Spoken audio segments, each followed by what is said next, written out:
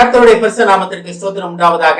இன்றைய ஜீவவார்த்தை நிகழ்ச்சியை கேட்டுக்கொண்டிருக்கும் அனைவரையும் கர்த்தருடைய பரிசுத்த நாமத்தினால் வாழ்த்துகிறேன், ஆசீர்வதிக்கிறேன்.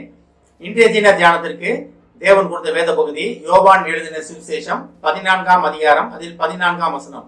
யோவான் 14:14.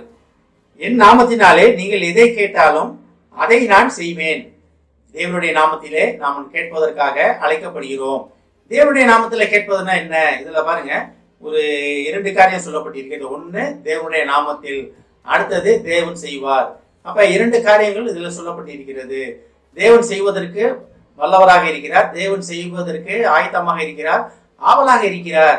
நீங்க கேட்பது, நீங்க கேட்டு பெற்றுக்கொள்ள வேண்டும். கேட்கிற எவனும் பெற்றுக்கொள்கிறான் பார்க்கிறோம் நம்ம. அப்ப தேவனுடைய நாமத்திலே தேவனுக்கு ஆசை என்னன்னா, தேவனிடத்தில் கேட்டு நீங்க செய்யணும்ன்ற ஆசை. பிள்ளைகள் அப்பா அம்மாட்ட கேட்டுட்டு இந்த காரியம் செய்யணும்னு அப்பா அம்மா ஆசைப்படுவாங்க. ஆனா அது பாட்டு இஷ்டப்படி போதுன்னு வச்சுக்கீங்களேன், இந்த பிள்ளை எதுவும் கேட்காது, அது பாட்டு நடக்கும், அது பாட்டு போகும் வரும் அப்படின்ற நிலைமைக்கு பெற்றோர் வந்துருவாங்க. ஆனா தேவனும் அந்த நிலைமைக்கு போகக்கூடாது. ஆனால் தான் தேவன் செய்வது சொல்றாரு, நீங்கள் எதை கேட்டாலும் நான் அதை செய்வேன் அப்படின்றாரு. அப்ப தேவனிடத்தில் நீங்க எதை வேணா கேட்கலாம், என்ன வேணா கேட்கலாம். தேவன்கிட்ட ஒரு குறிப்பிட்ட லிமிட் கிடையாது. ஒருவேளை பெற்றோர்கள்ட்ட கேட்கறதுக்கு ஒரு லிமிட் இருக்கலாம், ஆனா சகலத்தையும் படைத்த தேவனிடத்தில் கேட்பதற்கு ஒரு தடையே கிடையாது. ஆனா அதுல ஒரே ஒரு தடை உண்டு, அதை நம்ம புரிந்து கொள்ள வேண்டும். நீங்கள் எதை கேட்டாலும் நான் அதை செய்வேன். எப்ப? என் நாமத்தினாலே, தேவன் நாமத்தை முன்னிலைப்படுத்தி தேவனுடைய நாமத்துக்கு பிரியமானபடி காரியங்களை நீங்கள் கேட்கும் பொழுது தேவன் உங்களுக்கு உடனடியாக செய்ய வல்லவராக இருக்கிறார். ஆனா நிறைய நேரம் நம்ம என்ன பண்றோம்னா, அடுத்தவங்களோட கம்பேர் பண்ணி, அந்த பிள்ளை டாக்டர் படிச்சிருக்கு, என் பிள்ளைய டாக்டர் படிக்கணும், அந்த பிள்ளைய அன்னை மகன் இன்ஜினியர், என் பிள்ளைய இன்ஜினியரா இருக்கணும், என் தம்பி மகன் டாக்டர், நானும் என் பிள்ளைய டாக்டரா இருக்கணும், என் சொந்தக்கார பிள்ளைய அப்படி இருக்குங்க, என் பிள்ளைய அப்படி இருக்கணும். இந்த மாதிரி தான் நம்ம கம்பேர் பண்ணி ஆண்டவர்கிட்ட கேட்கிறோம். அது தேவனுக்கு பிரியம் இல்லாத காரியம். உங்களை குறித்து நீங்க தேவனுடைய நாமத்துக்கு பயந்தவர்களா இருந்து தேவனுடைய நாமத்திற்கு ஏற்றபடி நீங்கள் காரியங்கள் கேட்கும் போது அதை நான் உங்களுக்கு செய்வேன் என்று தேவன் வாக்கு கொடுக்கிறார். ஆனா தேவ நாமம் என்ன? என் நாமத்தினாலே. இப்ப தேவ நாமம் தூஷிக்கப்படுவதற்கு நம்ம இடம் கொடுக்க கூடாது. ஆனா தான் அதுல 13ஆம் அதிகாரத்துல பாத்தீங்கன்னா, 13ஆம் வசனத்துல பாத்தீங்கன்னா, நீங்கள் என் நாமத்தினாலே எதை கேட்பீர்களோ குமாரனில் பிதா மகிமைப்படும்படியாக அதை செய்வேன். அப்ப குமாரனில்னா குமார் தன்னை பத்தி சொல்றாரு, தான் செய்யற காரியத்தினால பிதா மகிமைப்படுவார் அப்படின்றாரு. அப்ப இது எல்லாமே நீங்க மட்டும் மகிமைப்பட மாட்டீங்க, இயேசு கிறிஸ்து மகிமைப்படணும், இயேசு கிறிஸ்து மூலமாக பிதாவானவர் மகிமைப்படணும், இவங்க 2 பேர் மூலமாக நீங்க மகிமைப்படணும்.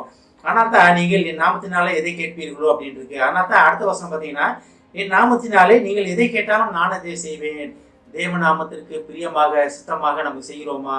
இல்ல அடுத்தவங்க மேல பொறாமை கொண்டு, ஆண்டவரே நான் நல்லா இருக்கணும், அவங்க கேட்டு போனா பரவாயில்ல அப்படின்னு கேட்டுக்கொண்டு இருக்கிறீங்களா? அது தேவநாமத்துக்கு பிரியமில்லாத காரியம்.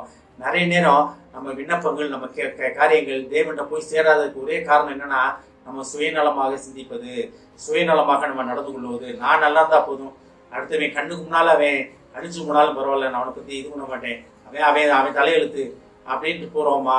இல்ல தேவன் தான் அவரையும் படைத்தார், குமாரனை தான், அது இந்த வீட்டுக்கு ரட்சிப்பு வந்ததுன்னு டாக்டர் சொன்னாரு, சகையிட்ட சொன்னாரு. ஆனா கூட இருந்தவங்க என்ன சொன்னாங்க? பாவியான மனுஷன் வீட்டுல போய் தங்குறாரு அப்படின்னும் போது இந்த வீட்டுக்கு ரட்சிப்பு வந்ததுன்னாரு. அப்ப தேவன்கிட்ட நல்லவர் கெட்டவர்கள்னா பாகுபாடு கிடையாது. முழு மனதுடன் தேவனை தேடுகிறீர்களா? முழு மனதுடன் தேவ நாமத்தை மகிமைப்படுத்துகிறீங்களா? அது ஒண்ணுதான் தேவனுக்கு தேவை. ஆனா தான் என் நாமத்தினாலே நீங்கள் எதை கேட்டாலும் அதை செய்வேன் அப்படின்றாரு. தேவ நாமம் எப்படி? அடுத்தவங்களை உயிர்ப்பிக்கும் நாமம், அடுத்தவங்களை வாழ்விக்கும் நாமம், அடுத்தவங்களை ஆசீர்வதிக்கிற நாமம், அடுத்தவங்களோட குறைகளை மன்னிக்கிற நாமம், அடுத்தவங்களோட நோய்களை குணமாக்குகிற நாமம். நம்ம தேவனுடைய நாமம் முழுக்க படிக்கிறோம். எல்லா நாமங்களோட அர்த்தம் என்னன்னு பாத்தீங்கன்னா இதுதான்.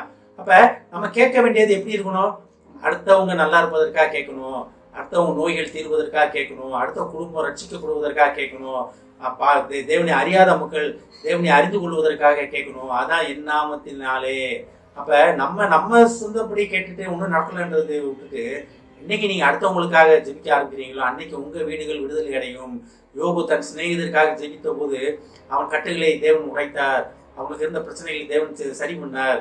அப்ப நம்ம அடுத்தவங்களுக்காக செய்வர்களாக காணப்பட வேண்டும், ஜெபிப்பவர்களாக காணப்பட வேண்டும். பிதாவானவர் தன் சொந்த குமாரன் நமக்காக பலியாக்கினார். அப்ப தேவன் நாமத்தை நான் அறிந்து கொண்டவன் புரிந்து கொண்டவன் சொல்லிக்கிட்டு அதை நம்மபடி நடக்காட்டி நம்ம தான் பதில் கொடுக்கணும். அப்புறம் கடைசி வரைக்கும் நாங்கள் நடக்கலையே தேவன் நல்லவர் இல்லை, தேவன் வந்து என் மேலே பாரபட்சமாக இருக்கான்னு சொல்லிகிட்டே இருந்தோம்னா நம்ம சாகிற வரைக்கும், பூமிக்குள்ளே போகிற வரைக்கும், மண்ணுக்குள்ளே போகிற வரைக்கும் நம்ம இப்படி தான் சொல்லி கொடுத்து இருப்போம். அதனால் சகோதர சகோதரிகளே, தேவனுடைய நாமத்திலே கேட்டு பெற்றுக்கொள்வதால் நம்ம காணப்படுவோம். ஆமென். ஜெபிப்போம். என் நாமத்தினாலே நீங்கள் எதை கேட்டாலும் அதை நான் உங்களுக்கு தருவேன் என்று வாக்களித்த தகப்பனே, நன்றி தகப்பனே. வாக்களித்தவர் வாக்கு மாறாதவர் என்பதை அறிந்து கொண்ட மாட்டவரே தகப்பனே, நாங்கள் எதை செய்தாலும் எதை கேட்டாலும் எங்கு சென்றாலும் தகப்பனே உம்மது நாம மகிமைக்காக, உம்மது நாம மகிமைப்படும்படியான காரியங்களில் ஈடுபட, பேச, செயல்களை செய்ய எங்களுக்கு உதவி செய்ய மாட்டவரே. கேட்டுக்கொண்டு ஒவ்வொரு விசுவாசியும் ஆசீர்வதிக்கிறோம் அப்பா, ஒவ்வொரு குடும்பத்தையும் ஆசீர்வதிக்கிறோம் மாட்டவரே. ஏஸ்தாப்பனே, குடும்பத்தில படிக்கும் பிள்ளைகளை உங்களுக்கு தெரியுமாப்பா, இந்த படிக்கும் வயதிலே இந்த வாலிப வயது உமக்கு சொந்த மாட்டவரே. ஏஸ்தாப்பனே, வாலிப வயதிலே சிசினை நினை என்பது போல தகப்பனே அந்த பிள்ளைகள் உண்மை உறுதியாக பற்றிக் கொள்ள மாட்டவரே. வாலிப பருவத்தின் நிச்சயங்களுக்கு அந்த பிள்ளைகளை நீங்களாக்கி பாதுகாத்துக் கொள்ளுமாப்பா. உம்மது நாமத்துக்கு மகிமையான காரியங்களில் அந்த பிள்ளைகள் ஈடுபடட்டும் ஆண்டவரே.